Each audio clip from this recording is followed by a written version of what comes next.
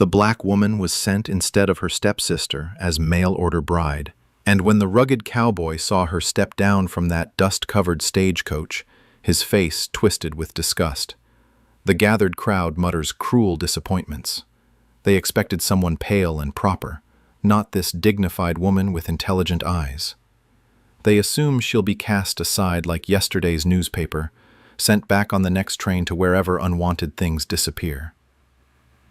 But the broad-shouldered rancher needs more than just a wife. His failing land demands skills no ordinary bride possesses. What neither the sneering townspeople nor the reluctant cowboy realize is that this unexpected woman carries secrets in her traveling trunk, knowledge that could transform their dusty settlement or destroy the powerful men who control it. Will her hidden abilities save them both? Or will the conspiracy that sent her here crush any chance of redemption? Before we continue, comment where you are tuning in from. Perhaps we will publish a story there. Clarabelle's fingers traced the edges of her father's surveying compass, hidden beneath folded linens in her traveling trunk. The Larson mansion had grown quiet around her as she packed by candlelight, knowing tomorrow would change everything. Margaret had made her decision clear that afternoon, with a voice sharp as winter wind. "You'll take my place on that stagecoach, Clara. Consider it charity." The words still stung. Clara understood the real reason. Margaret had discovered her reading their father's old railroad maps, mathematical notations scrawled in margins that revealed far more than property lines. Knowledge was dangerous in the wrong hands, or perhaps the right ones. The morning stagecoach to Arizona Territory lurched forward with Clara inside instead of her golden-haired stepsister. Miles of desert stretched endlessly as dust caked the windows. Clara steadied herself against each bump, knowing she traveled toward either freedom or deeper servitude. No middle ground existed for someone like her. Redemption Falls appeared as a collection of weathered buildings scattered across the plateau like dice thrown by careless gods. The stagecoach wheezed to a stop outside the general store. Clara smoothed her traveling dress and lifted her chin. Dignity would be her shield, whatever awaited outside that door. She stepped down to a crowd of expectant faces that soured immediately. Whispers rippled through the gathered townspeople like stones dropped in still water. They had come to welcome Margaret Larson, the pale bride from Denver. Instead, they found Clarabelle, dark-skinned and defiant under their stares. A giant of a man pushed through the crowd. Samuel Gideon stood 6 feet tall, with shoulders that could carry fence posts. His weathered face twisted with confusion, then disgust. This was the mail-order groom, the rancher who had paid good money for a wife to help establish his failing homestead. "This ain't right," his voice carried across the silent street. "I ordered someone else." Clara's stomach clenched, but her spine remained straight. She had expected rejection. Living as a stepdaughter in the Larson household had taught her to expect disappointment from men who believed they owned women like livestock. Jeremiah Tucker emerged from the crowd, his banker's suit pristine, despite the desert dust that coated everything else. His smile held no warmth as he approached Gideon with the confidence of a man who controlled purse strings. "Send her back, Sam. I can arrange proper introductions with suitable ladies from back east. No need to settle for inferior goods." The words cut deep, but Clara refused to flinch. She had survived worse insults in drawing rooms filled with Denver society ladies who treated her like furniture with ears. These desert dwellers would not break what years of subtle cruelty had already tested. An older woman stepped forward from the crowd. Mrs. Abernathy wore a simple dress and kind eyes that saw past skin color to character underneath. Her husband preached at the local church, and she carried herself with quiet authority that came from feeding the hungry and comforting the grieving. "The girl needs shelter while this gets sorted." Her voice brooked no argument. Christian folk don't leave travelers stranded, regardless of circumstances. Gideon's jaw worked like he was chewing tough meat. His ranch struggled without proper help, and the money he had spent on bride arrangements left his coffers nearly empty. Pride warred with practicality behind his dark eyes. Clara gathered her skirts and lifted her trunk. She would not beg these people for acceptance. Margaret had taught her that begging only invited more cruelty. "I appreciate your kindness, ma'am, but I can make my own arrangements." Mrs. Abernathy studied Clara's posture and speech patterns. Education showed in small details that most folks missed. The way Clara held her shoulders, how she pronounced each word clearly despite obvious distress. This was no ordinary servant girl, despite what circumstances suggested. Tucker leaned closer to Gideon, his voice dropping to what he thought was a whisper. "Cut your losses, Sam. Send her packing, and I'll help arrange something proper. A man of your standing needs the right kind of wife." The crowd began dispersing as afternoon heat made standing in dusty streets uncomfortable. Clara found herself alone with 3 people who would determine her immediate future. Gideon, who saw her as damaged goods. Tucker, who saw her as a problem requiring disposal. Mrs. Abernathy, who saw her as a fellow human being deserving basic decency. "You'll stay with us tonight." Mrs. Abernathy's decision was final. "Tomorrow, we'll figure out what comes next." Clara nodded gratefully, but her mind was already working. She had learned to read people during her years in the Larson household. Tucker's eagerness to remove her seemed excessive for a simple case of mistaken identity. His eyes held calculation that went beyond concern for Gideon's marital prospects. As they walked toward the modest parsonage, Clara's hand instinctively moved to her trunk, where her father's surveying tools lay hidden beneath carefully folded dresses. Those instruments represented knowledge that could change everything in a territory where land meant power and power meant survival. Behind them, Tucker continued whispering poison into Gideon's ear while the big rancher's expression grew darker. Clara had seen that look before in Denver drawing rooms when men discussed business they thought women could not understand. She understood more than they imagined. The question now was whether that understanding would save her or destroy her in this unforgiving place where second chances came as rare as desert rain. Clara woke before dawn in Mrs. Abernathy's spare room. Voices carried from the street outside where angry men gathered near the general store. She recognized the problem immediately. Land disputes in growing territories always followed the same pattern. Someone drew lines where lines had never existed before. She dressed quickly and made her way downstairs. Mrs. Abernathy stood at the kitchen window, wringing her hands as she watched the commotion build. "Harwell and Morrison are fixing to shoot each other over that boundary line. Sheriff's 3 towns over and won't be back for days." Clara studied the 2 merchants gesturing wildly at each other across a disputed fence line. Their argument had drawn half the town, including Samuel Gideon, who stood with arms crossed, watching the conflict unfold. Tucker circulated through the crowd like a vulture, no doubt calculating how to profit from whatever resolution emerged. "May I see the property documents?" Mrs. Abernathy looked surprised. "You can read legal papers?" Clara had read far more than legal papers in her father's study while Margaret practiced piano downstairs. Railroad contracts, survey reports, government land grants that carved territories into profitable parcels.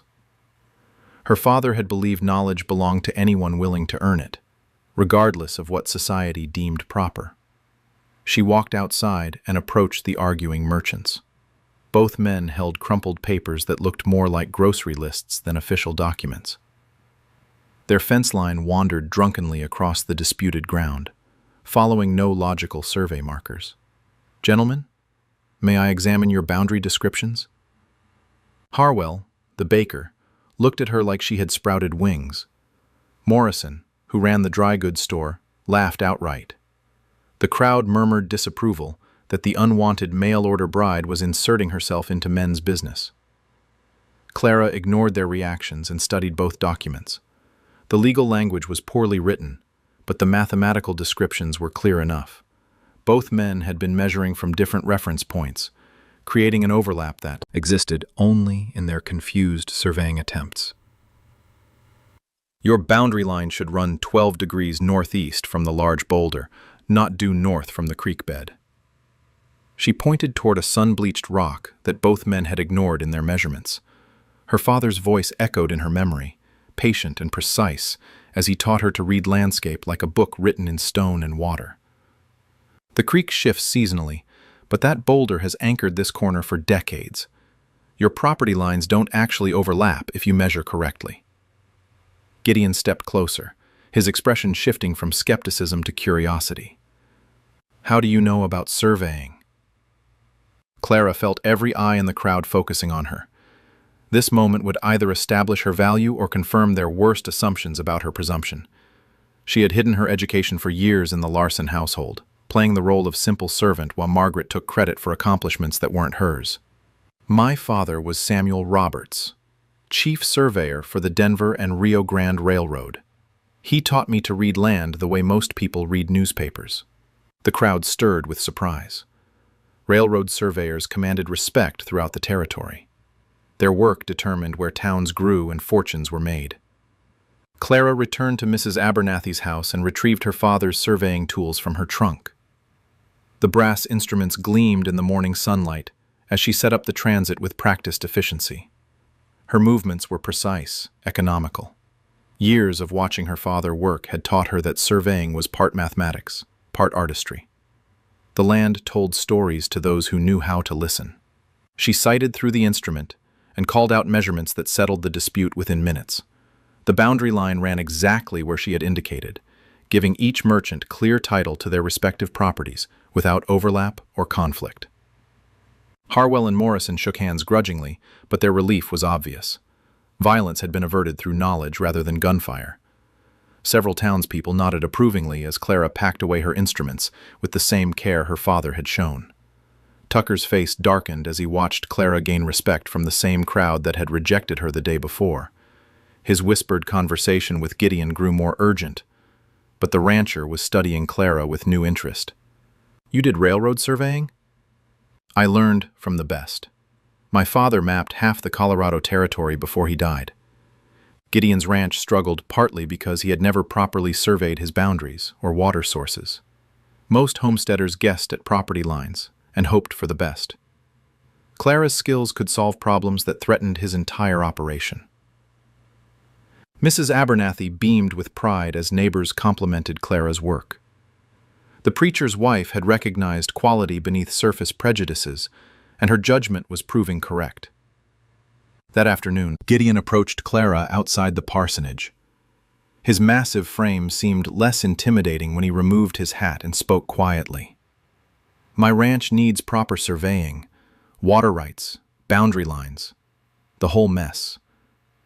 I could pay fair wages for professional work. Clara studied his weathered face for signs of the disgust she had seen yesterday. Instead, she found grudging respect and something that might become partnership given time. This was not the arrangement either of them had expected, but it offered possibilities that a traditional marriage never could. I work as an equal partner, not hired help.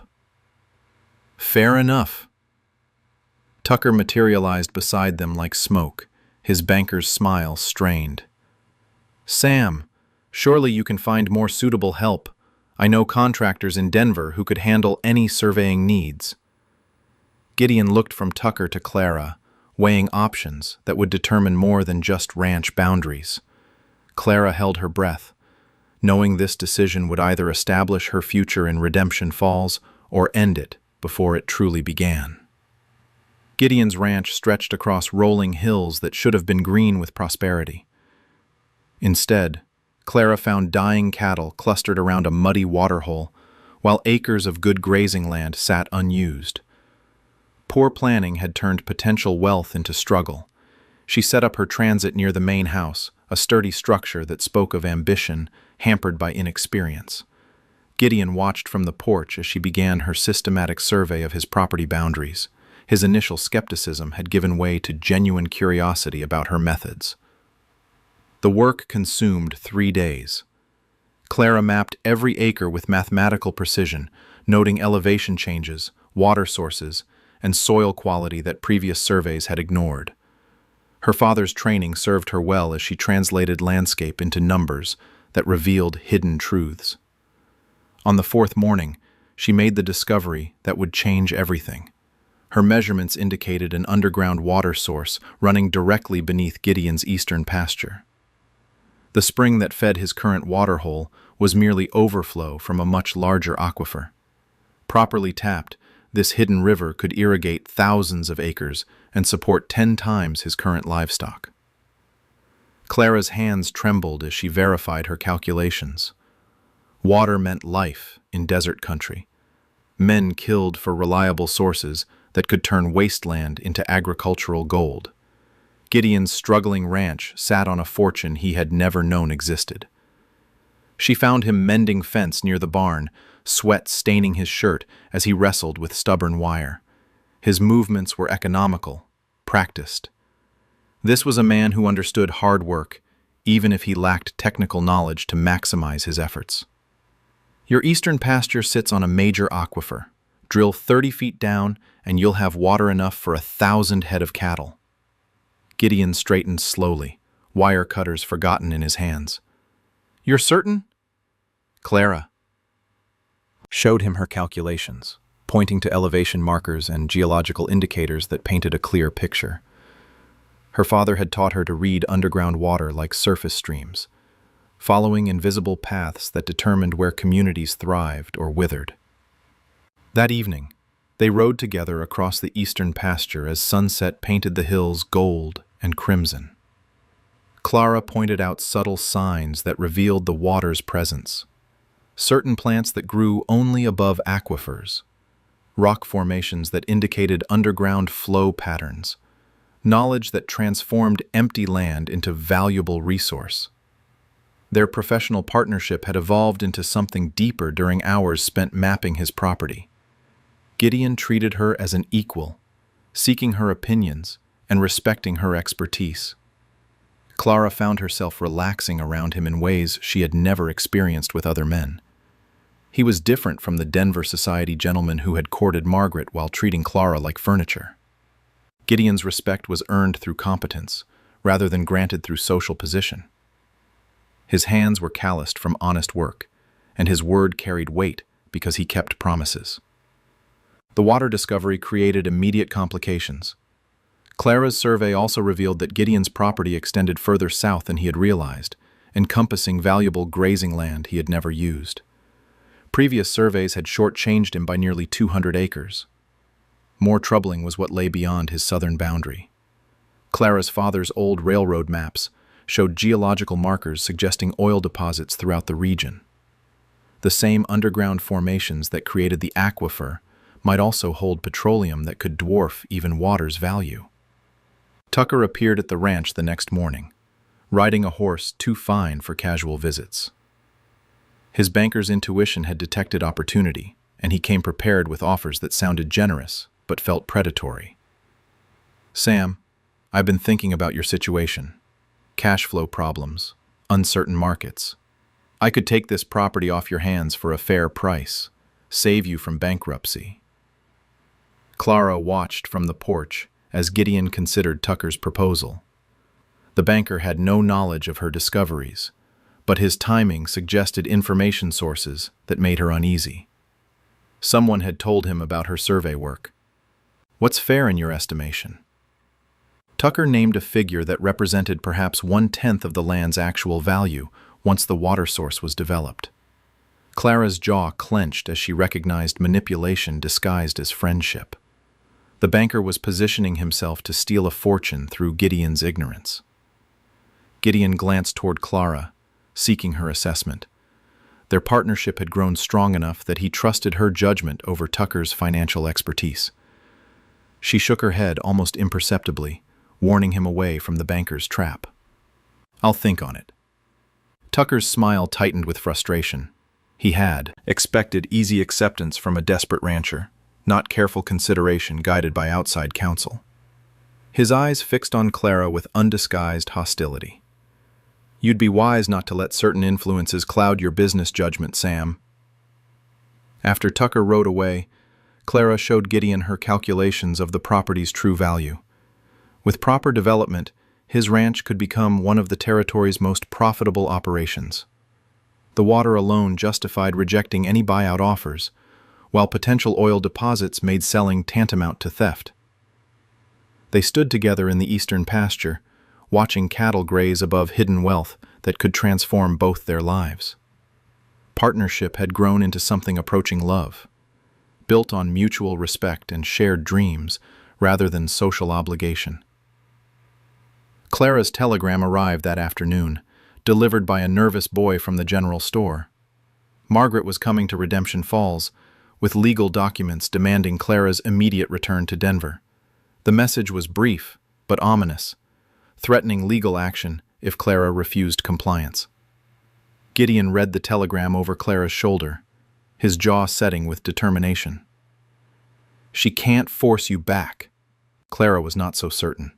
Margaret had connections and lawyers, while Clara had only her skills and growing reputation in a frontier town.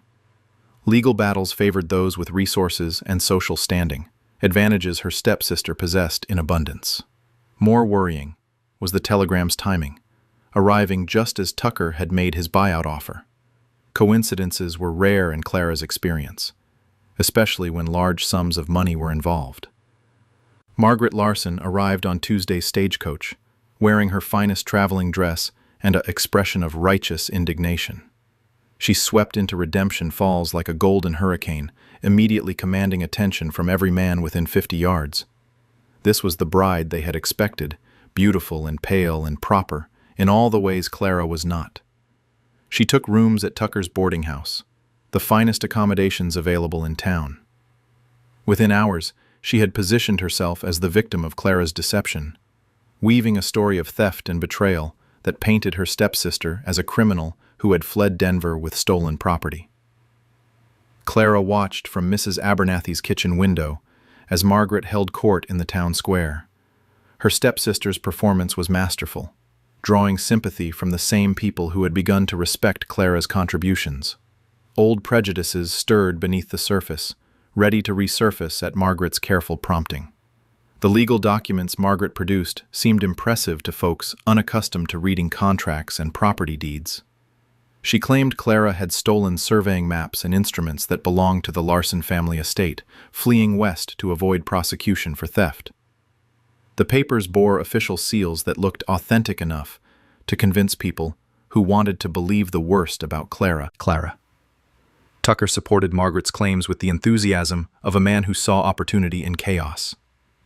He vouched for her character and offered his banking expertise to resolve the legal complications. His sudden partnership with Margaret struck Clara as suspiciously convenient, but proving conspiracy required evidence she did not possess. Gideon found Clara that evening, pacing the parsonage parlor like a caged animal. Her usual composure had cracked under the pressure of Margaret's assault on her reputation and livelihood. Everything she had built in Redemption Falls was crumbling beneath her stepsister's calculated lies. "The maps were my father's work, not the Larson family's. But I have no way to prove ownership without documents that burned in the Denver fire 3 years ago. The fire had consumed the railroad office where her father's records were stored, along with any proof of Clara's legitimate inheritance. Margaret had waited until evidence was destroyed before making her move, timing the attack with lawyer's precision." Mrs. Abernathy entered the parlor carrying coffee and grim news from her afternoon errands. "Half the town's already convinced you're a thief. Margaret's story sounds reasonable to folks who don't know you well." The conspiracy was working perfectly. Margaret had arrived with legal papers and Tucker's backing, while Clara had only her word against mounting accusations. Even people who had benefited from Clara's surveying work were beginning to question her honesty. That night, Clara lay awake, analyzing Margaret's claims for inconsistencies. Her stepsister's story contained details that did not align with actual events, but proving those discrepancies required intimate knowledge of the Larson household that outsiders could not verify. The breakthrough came from an unexpected source. Mrs. Abernathy discovered a cache of letters while cleaning Tucker's boarding house rooms. The correspondence dated back 3 months, revealing extensive communication between Margaret and Tucker that began long before Clara's arrival in Redemption Falls. Clara studied the letters with growing amazement at the scope of Margaret's deception. Her stepsister had contacted Tucker after discovering Clara's surveying maps, proposing a partnership that would eliminate Clara while profiting from her knowledge. The plan had been months in the making, carefully orchestrated to ensure success. Margaret's letters revealed she had never intended to honor her mail-order marriage arrangement. Instead, she had researched Redemption Falls' economic situation and identified Tucker as someone who could help her exploit Clara's surveying expertise. Sending Clara west was not charity, but strategic removal of an obstacle to profit. The correspondence outlined their entire scheme. Tucker would gain access to Clara's geological knowledge, while Margaret claimed ownership of her father's maps and instruments. Together, they would buy up valuable land, using information Clara had unwittingly provided through her surveying work. Gideon's ranch was their primary target. Tucker had known about the water source before making his buyout offer, learning of it through Margaret's advance intelligence about Clara's capabilities. His generous price was calculated to seem fair, while stealing a fortune in hidden resources. Clara's hands shook as she read Margaret's casual dismissal of her character and capabilities. Her stepsister viewed her as a useful tool to be discarded once her knowledge had been extracted and monetized. Years of subtle cruelty in the Larson household had been preparation for this final betrayal. The evidence was damning, but dangerous. Tucker controlled the bank and held influence over many townspeople's financial futures. Accusations against him could backfire if not presented carefully to the right audience. Clara needed allies who valued justice over economic convenience. Mrs. Abernathy proved invaluable in building support among the town's more principled citizens.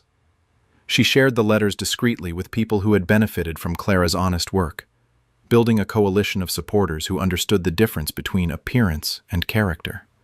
Harwell and Morrison, the merchants whose boundary dispute Clara had resolved, became vocal advocates for her integrity. Several other townspeople who had received fair treatment from Clara joined their cause, creating a counterweight to Margaret and Tucker's influence. The confrontation was building toward an inevitable climax. Margaret had legal documents and Tucker's banking power, while Clara possessed evidence of their conspiracy and growing community support. The battle for truth would determine not only Clara's fate, but the character of Redemption Falls itself. Gideon stood firmly beside Clara as accusations and counter-accusations filled the town with tension. Their partnership had evolved into love, built on mutual respect and shared values, strong enough to withstand external pressure from those who profited from injustice. The stage was set for a confrontation that would expose the truth about all of them. The town meeting convened in the church on Saturday morning, drawing every adult resident of Redemption Falls. Mrs. Abernathy had arranged the gathering under the pretense of resolving Clara's legal situation, but everyone understood this was really a trial that would determine the community's soul.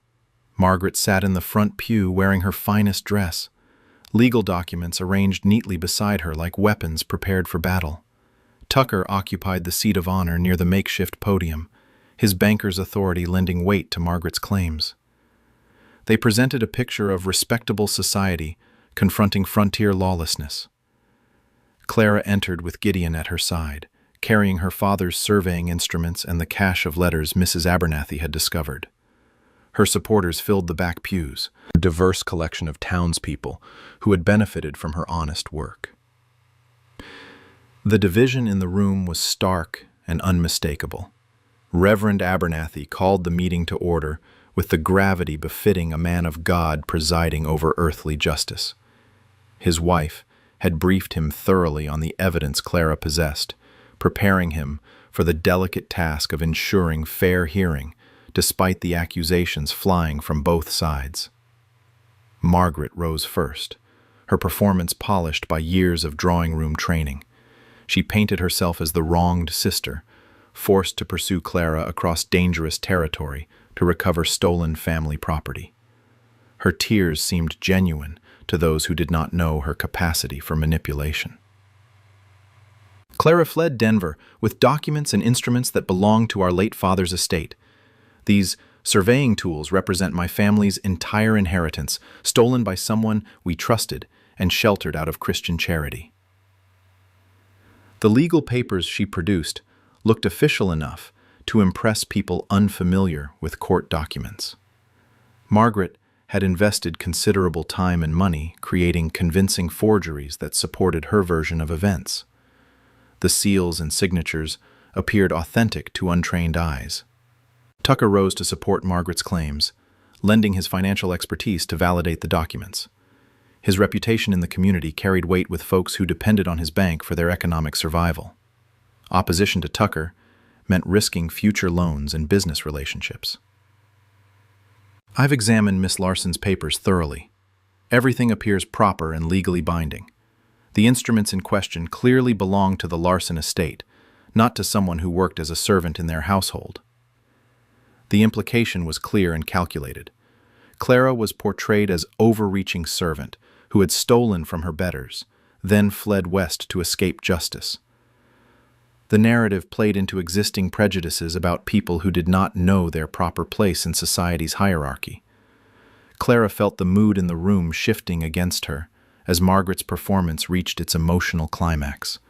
Her stepsister had always possessed a talent for making others see her as the victim, regardless of actual circumstances. Years of practice in Denver society had honed this skill to devastating effectiveness. When Clara rose to respond, she carried herself with quiet dignity that contrasted sharply with Margaret's theatrical display. She had learned from her father that truth required no embellishment, only clear presentation of verifiable facts. The letters would speak more eloquently than any emotional appeal. These correspondence records tell a different story about Miss Larson's intentions and honesty. She began reading selected passages from Margaret's letters to Tucker, her voice steady, despite the explosive nature of the revelations. The room grew silent as the scope of the conspiracy became clear through Margaret's own words. The letters revealed Margaret had contacted Tucker months before Clara's arrival, proposing their partnership after discovering Clara's surveying capabilities. References to Clara as a useful tool to be exploited and discarded demonstrated Margaret's true feelings about her stepsister's welfare. Most damaging was Margaret's casual admission that she had never intended to honor her mail-order marriage commitment. Instead, she had researched Redemption Falls' economic situation and identified Tucker as someone who could help monetize Clara's geological knowledge without compensating Clara for her expertise. Tucker's face drained of color as his financial records were produced, showing suspicious land purchases that coincided perfectly with Margaret's letters. The timing was too precise to be coincidental, revealing a coordinated effort to profit from insider information about land values. Margaret attempted to discredit the letters as forgeries, but her desperation showed in increasingly frantic denials. The handwriting matched samples of her correspondence with local businesses, and the intimate knowledge of Denver society displayed in the letters could only have come from someone with Margaret's background and connections. Gideon stood to address the assembly, his massive frame commanding attention from even Margaret's supporters. His reputation for honesty carried weight in a community that valued straight dealing above social polish. Clara's surveying work has been nothing but professional and fair. She solved the Harwell-Morrison boundary dispute without favoring either side. Her survey of my ranch was accurate down to the foot, revealing resources I never knew existed. Harwell and Morrison rose to confirm Gideon's testimony, followed by other townspeople who had benefited from Clara's honest work. Their collective voice created a powerful counter-argument to Margaret and Tucker's accusations, demonstrating Clara's character through actions rather than words. Mrs. Abernathy provided crucial testimony about discovering the letters, explaining her concerns about inconsistencies in Margaret's story that had prompted her investigation. Her reputation for Christian charity and truthfulness lent credibility to evidence that might otherwise have been dismissed. The tide was turning as Clara's supporters outnumbered Margaret's dwindling allies. Tucker's financial influence meant less when his dishonesty was exposed through his own correspondence. Even people who had initially supported Margaret began questioning her version of events. Margaret's final gambit was an emotional appeal to racial prejudice, suggesting that Clara had manipulated good Christian folk through deception and cunning. The attack was desperate and ugly, revealing the hatred that had always lurked beneath her surface charm. The room erupted in angry voices as the community confronted its own conscience through Margaret's naked bigotry. The church fell silent after Margaret's ugly outburst revealed the hatred that had driven her conspiracy. Her mask of respectability had cracked completely, exposing the calculating cruelty that Clara had endured for years in the Larson household. Even Tucker looked uncomfortable with his partner's naked bigotry. Reverend Abernathy stood slowly, his weathered face grave with disappointment at what he had witnessed. His voice carried the moral authority that came from decades of guiding his community through difficult decisions. We have heard evidence of deception, conspiracy, and theft. The letters speak clearly about Miss Larson's intentions and Mr. Tucker's participation in this scheme. More importantly, we have seen the character of all involved through their actions in our community. The vote was swift and decisive. 23 residents supported Clara, while only 7 stood with Margaret and Tucker.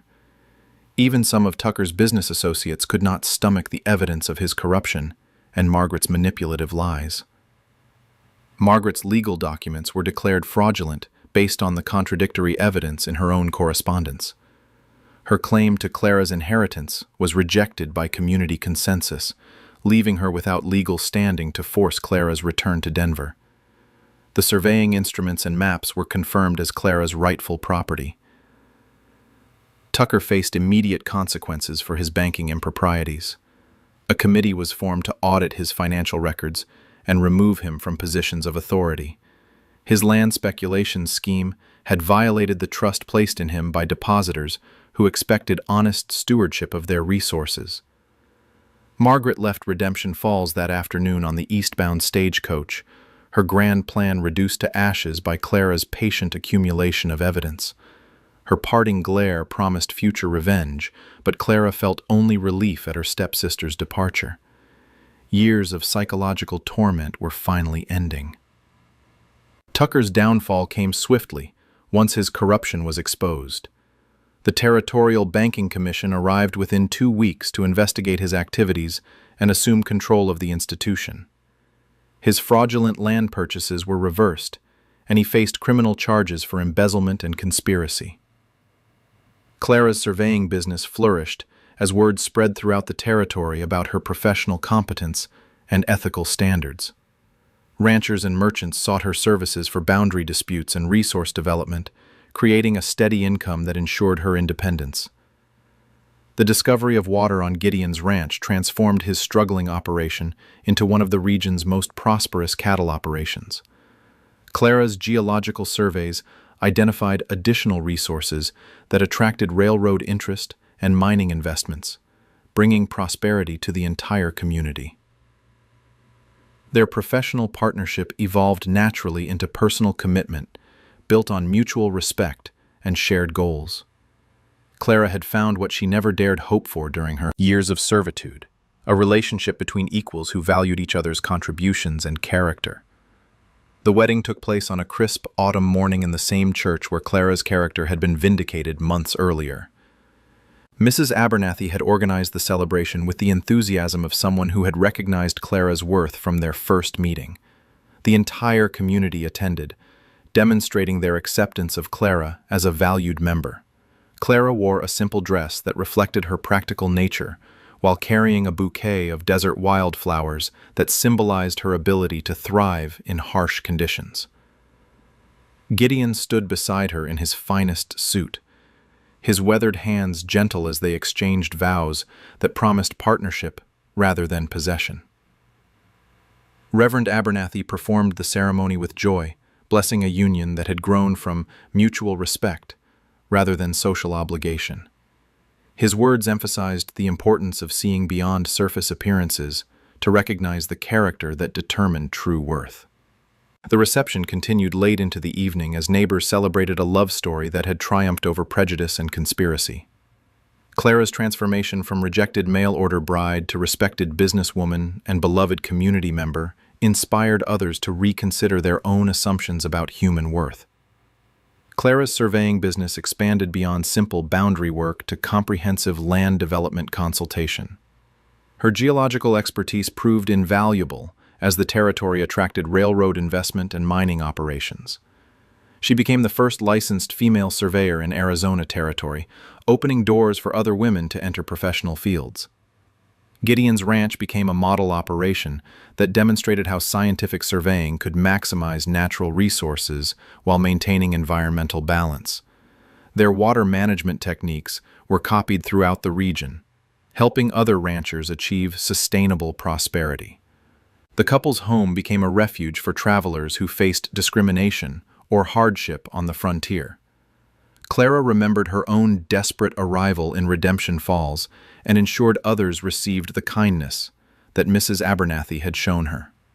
Their hospitality created a network of support that strengthened the entire community. Years later, Clara stood in her surveying office, reviewing maps that showed the territory's transformation from scattered settlements to thriving communities connected by railroads and irrigation systems. Her work had contributed to progress that benefited everyone, regardless of background or social status. A knock at the door interrupted her thoughts. Another stagecoach had arrived carrying a young woman whose circumstances echoed Clara's own arrival years earlier. The newcomer faced rejection and suspicion from people who judged by appearance rather than character. Clara gathered her surveying instruments and prepared to offer assistance to someone who needed guidance and support. Her own journey from desperation to prosperity had taught her the importance of helping others recognize their own worth and potential. The cycle continued as Clara extended the same grace she had received from Mrs. Abernathy and others who had seen past surface appearances to recognize human dignity. Redemption Falls had earned its name through Clara's influence, becoming a place where character mattered more than circumstances.